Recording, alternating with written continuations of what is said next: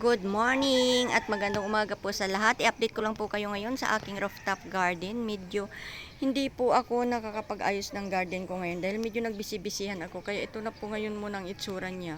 Pero ang dami po niya talagang mga, ayan, talbos, ang dami po niya. At i-update ko po kayo sa aking, ayan, ito ang aking lemon. Tingnan po ninyo ang lemon. Ang laki. Ang laki ng kanyang bunga. Oh, nakakatuwa naman tong lemon na ito. At ang aking kalamansi, walang tigil sa kakabunga. As in, ang dami talaga po niyang bunga. Ayan, oh. Ang daming bunga ng aking kalamansi. Ayan. Ang dami-daming bunga ng kalamansi. Ayan. So, kung makikita po ninyo, yan, yan, yan. Ayan po. Oh.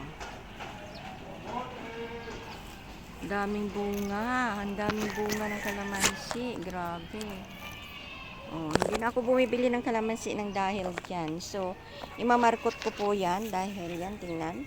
Kasi sayang naman siyang putulin. Ang taas na niya. Ayan, sobrang taas na niya. Oh. Kaya kailangan siyang imarkot. Itatanim dito sa tabi para hindi naman masayang. At ang dami niyang bunga. Yan. So, ayan po muna ngayon ang aking garden. Sana magkaroon ako ng time para maalagaan ko naman sila. Medyo busy lang kasi ako lately. Ayan. So, ang talbos ng kamuti ko, umakyat kung saan-saan. Ang dami na niya talaga. Nakakatuwa naman. Ayan. Dahil libre na sa gulay, organic pa po. Dahil hindi po ako naglalagay ng kung ano man dyan. So, ayan, ang aking garden sa ngayon. Ito talagang lemon ko, oh. Hindi ako makaget over. Ang laki. Parang papaya.